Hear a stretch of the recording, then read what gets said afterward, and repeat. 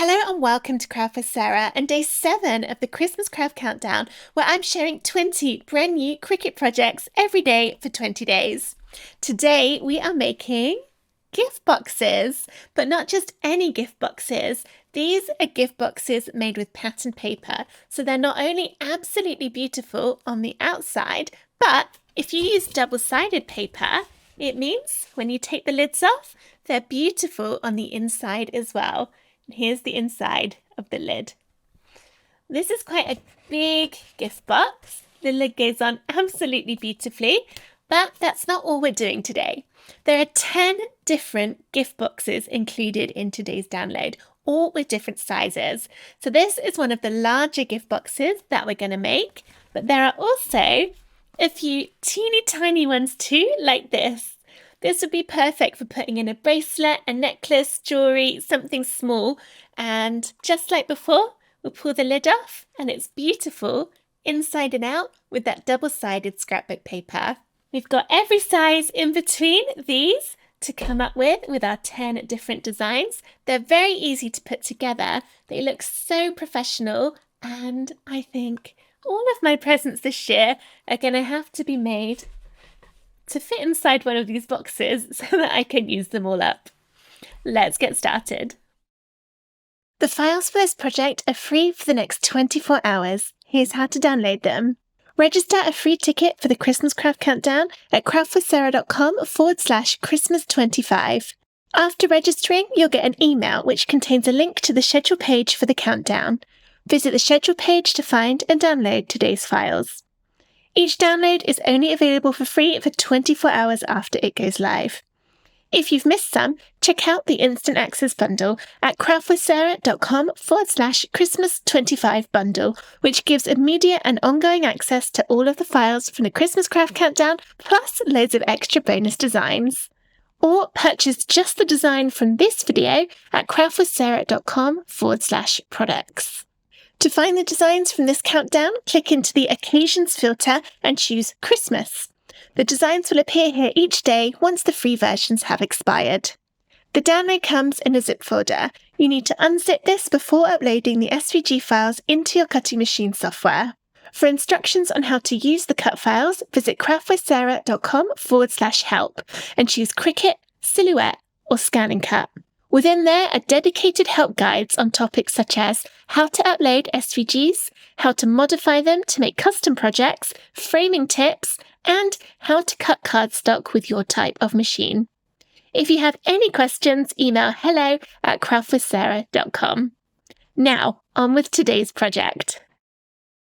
To help make it easier to know which size of box you want to cut, the download folder contains a PDF called Gift Box Size Guide. Open that up and it will show you all of the different sizes of all of the boxes along with their corresponding letter, which you'll find in the file name. The text underneath in the teal colour shows the size that the SVG or the cutting file should load in at in your cutting machine software, for example Cricut Design Space, Silhouette Studio, or Canvas Workspace for scan and cut machines. Make sure before you cut it out that your size is showing exactly as it says here, otherwise it won't make that size once you've got it all stuck together.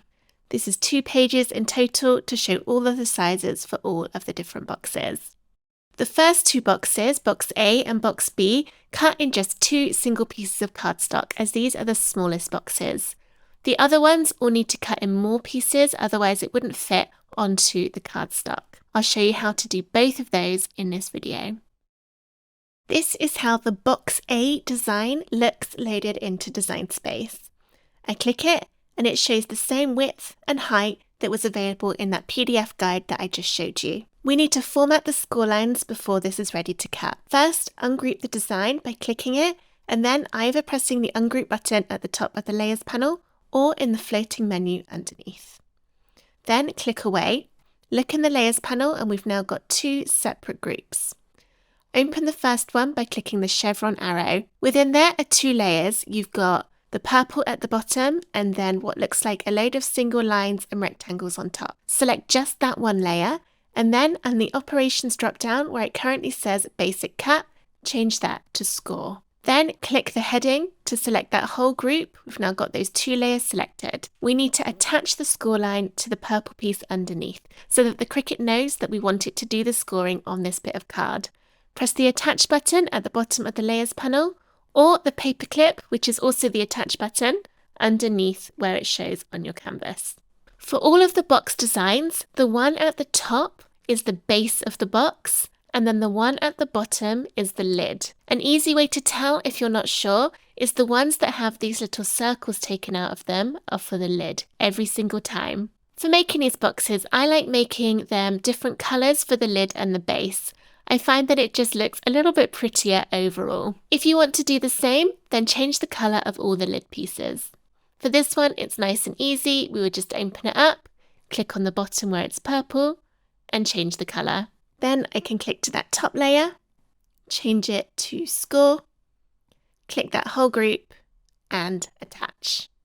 And this would now be ready for me to cut out. I'm going to use a whole load of pattern paper for all the different boxes. I find it just gives it that extra little bit of specialness. I don't think that's a word, but I'm going to go for it when you look at it when it's got that lovely pattern. And also it's great for using up larger patterns of paper where maybe it wasn't quite suitable for a greetings card or another smaller project because of the size of the patterns. But for boxes where we need quite a lot of it, it's absolutely perfect. And if you've got any packs of paper that you've been saving because it's just too pretty to cut, then these boxes are a great way to finally use them up. When you're ready to cut, press make over on the top right.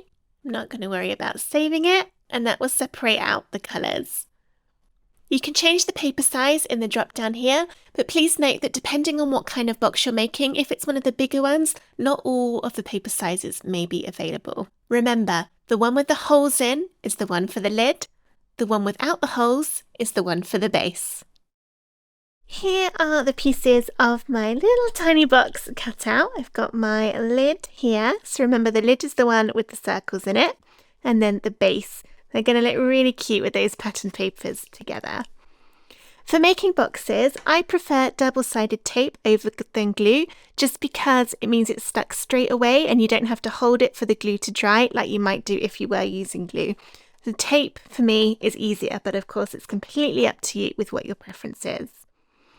We'll start with the base. And this paper is going to make it super hard for me to see all of my score lines, because there's lines on the paper, but I can just about see them. This is the colour I want to appear on the outside, so I turn it over. The inside of my box is going to be beautiful as well, and then fold upwards towards me along all those score lines. There are quite a few in total. There's one that will make up a little square in the middle. I'll do that first. So each of the sides come in.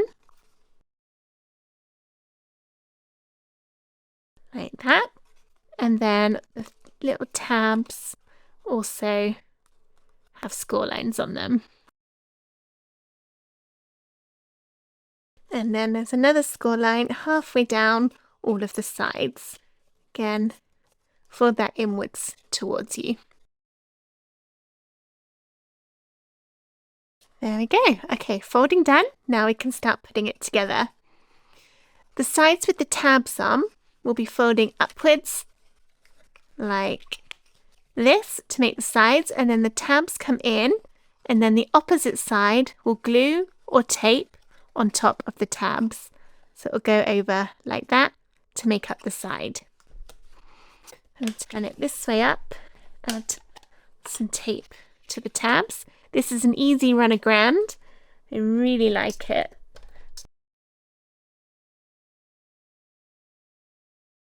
Okay, so we'll come upwards, bring the tabs in on these two sides, and then this side will stick at a right angle to each of the tabs.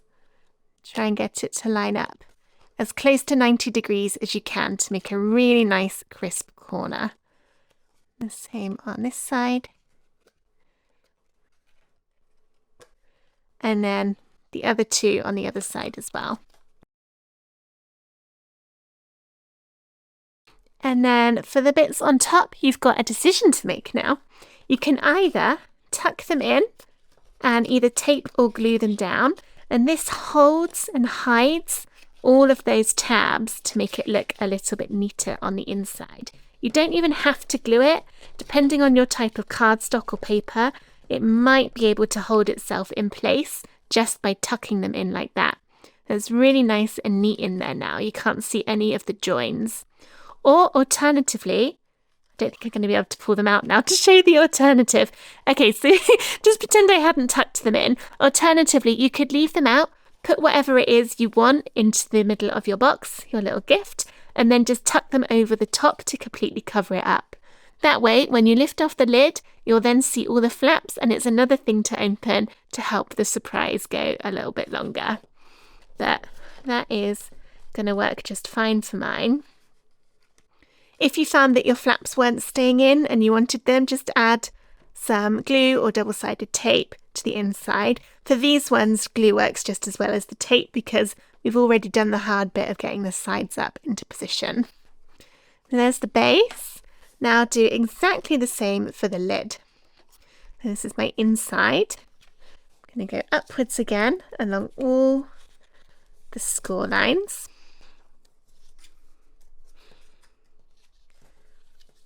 It will become clear in a minute what those circles are for.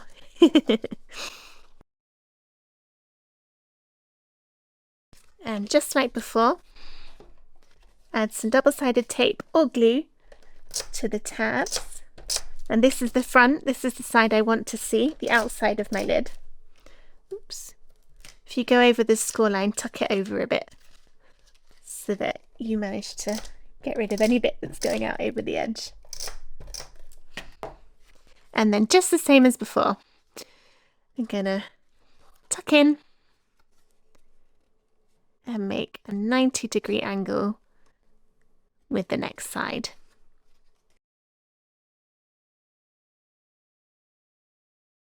And now we've got the flaps again, so either tuck them in and leave them or glue them. I think for the lid I'm going to glue them just so they're a little bit more secure.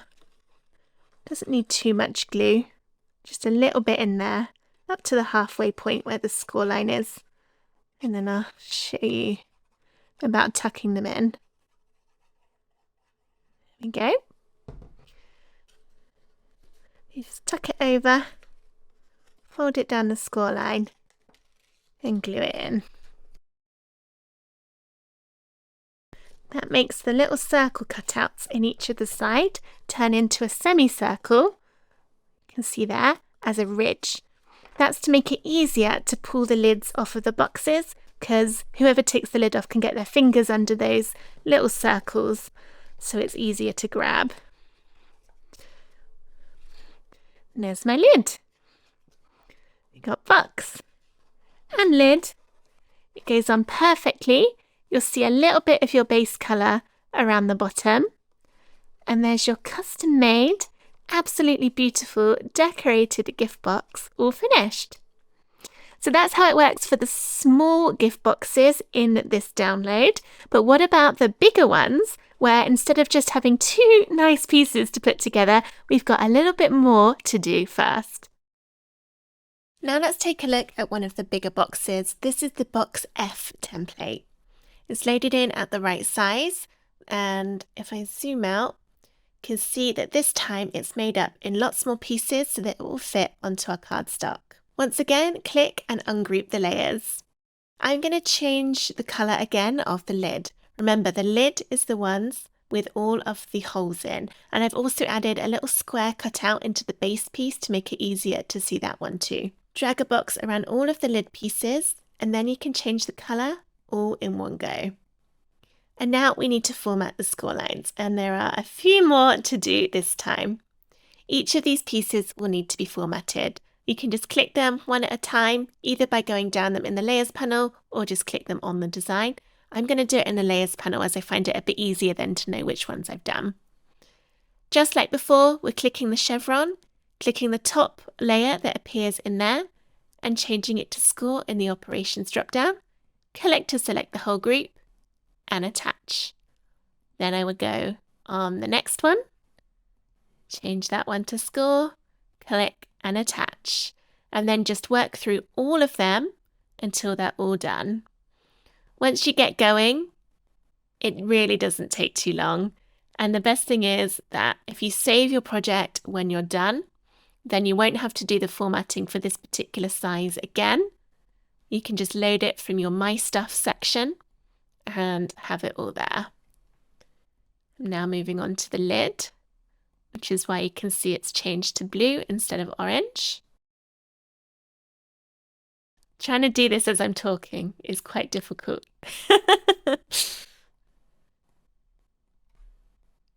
And score, click, attach. One more. Score, click, attach. There we go. And now I've done all of them. And I know that because it says attach along all of those groups now. Then this would be ready to cut.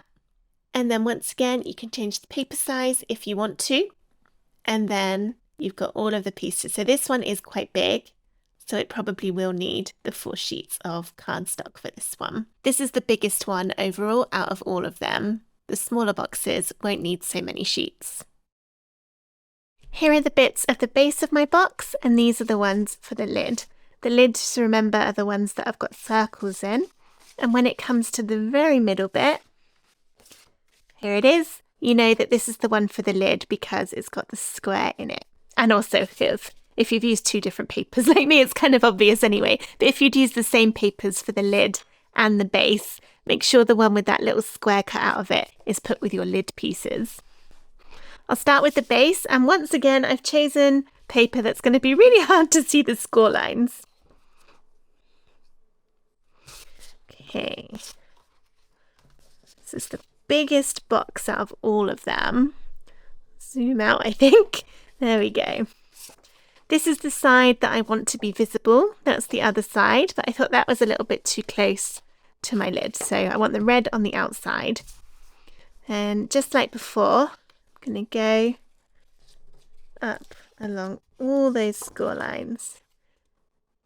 My Cricut didn't seem to score very deeply on this card. Might be a bit harder to see.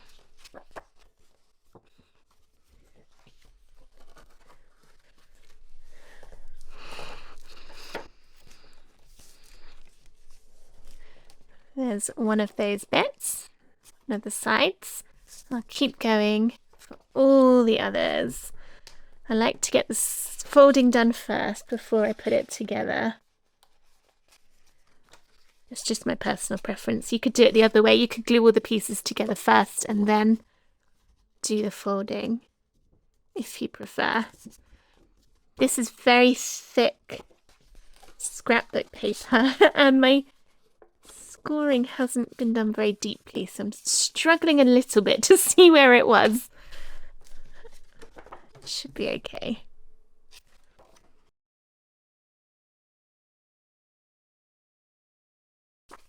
Okay, that's all my folds done. Bring in the base piece and turn it round so that I'm seeing the side I want to appear on the outside, which is this one. And then add my double-sided tape down all 4 of these up to the score line, but be careful not to put your tape any further in than that.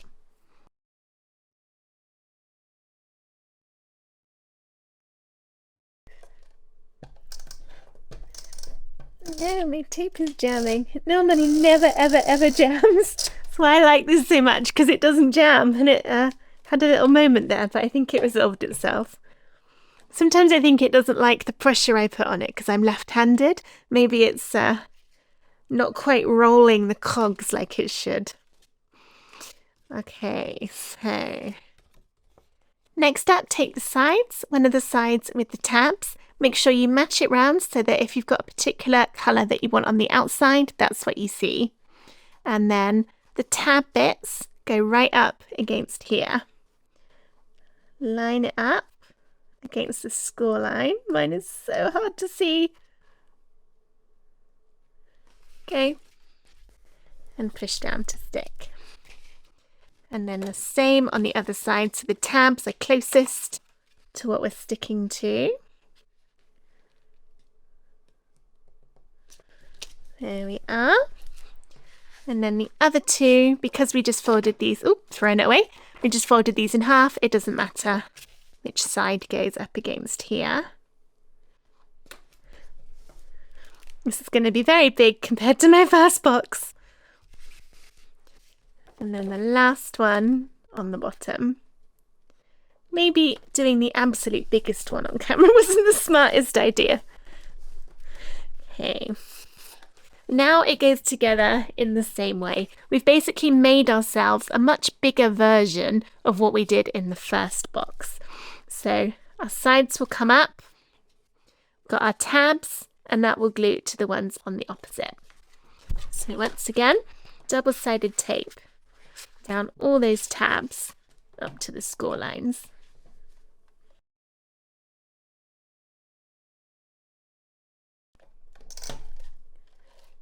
Oh, I've just run out of my double-sided tape. That's probably why it was jamming, because it's nearly at the end.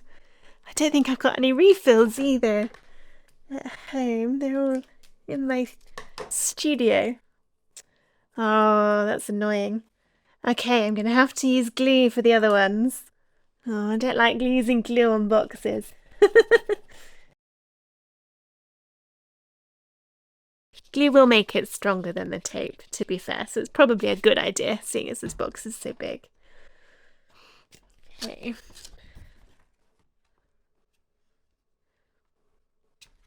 Pull it up. Which one's going to be easier to do first?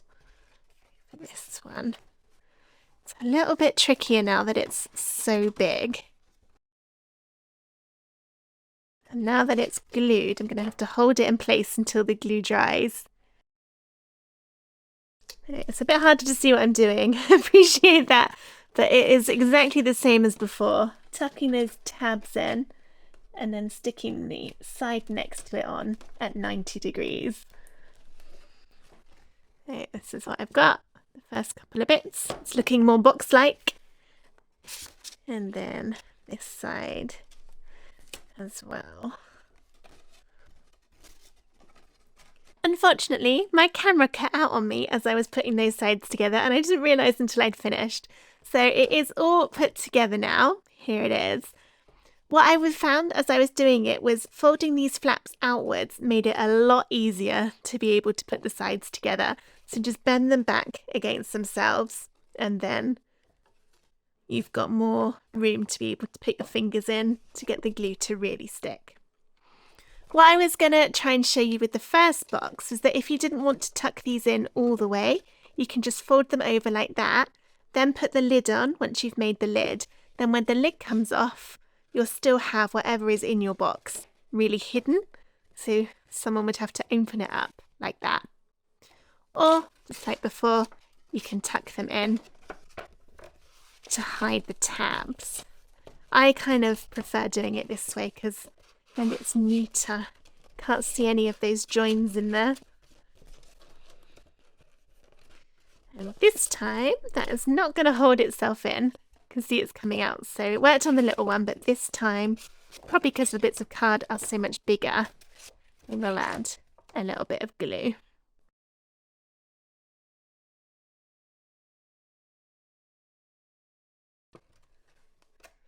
And then they can tuck in and they should stay there once the glue dries.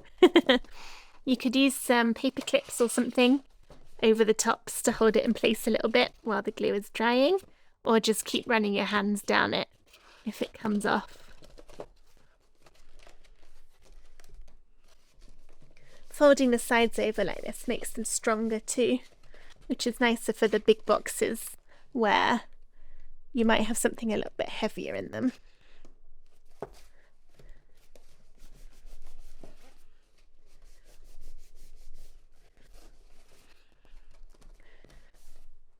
Right. Base done. It is really big. Once again, here's the one we made in the first part of this video. It's so tiny inside compared to this one. Finally, let's take a look at making the lid for these kind of boxes. Here are the pieces of my lid. I've already done all the folding up on the score lines, as it's just the same that you've seen me do already. And just like before, we're going to stick all the pieces together with the piece of card showing upwards, which is the one that you want to use as the lid on the outside. So my lid will be this colour against my base. As my tape has very sadly run out, I am back to using glue. I'll add my glue down to all the score lines.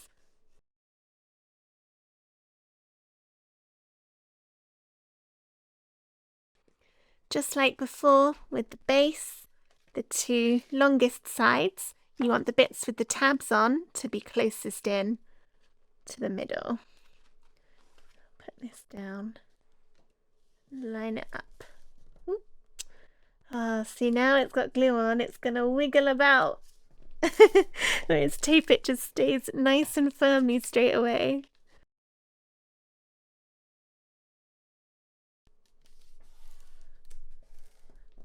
That's those two.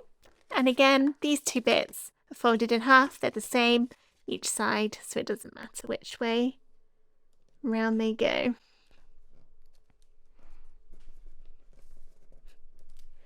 One.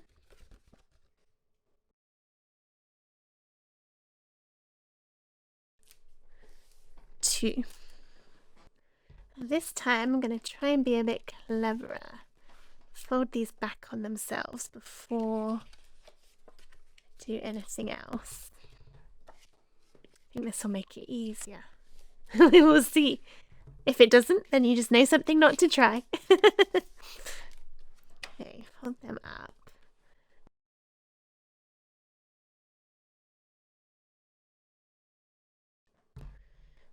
Turn it over.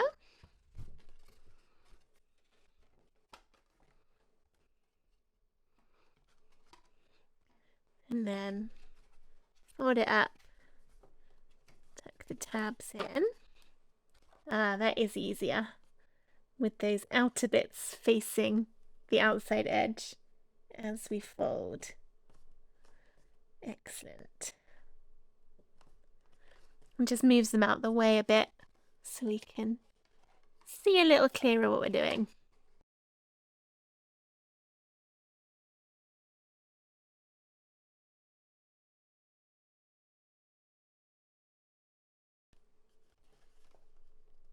Definitely easier with the tape. As soon as I'm done recording this, I'm going to go on Amazon and order some more. Looking very lid-like. And then I want to tuck these in with some glue.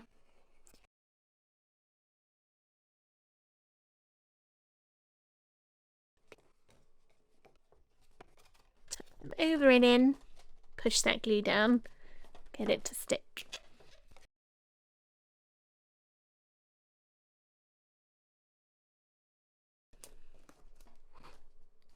And there is my lid. This time I've got my base here, that pretty red on the outside, and then the lid fits perfectly on top. We end up with that little bit of the original colour showing, and the circle cutouts make it really easy to take the lid on and off. So there we go, that's our big and our little gift boxes all done. I hope that you enjoyed this video on how to make gift boxes with your Cricut machine for Christmas. If you did, please give the video a thumbs up and subscribe to my YouTube channel for loads more Cricut crafts and Christmas fun. I hope to see you again tomorrow for day 8 of the Christmas craft countdown. But for now, thank you so much for watching. Bye!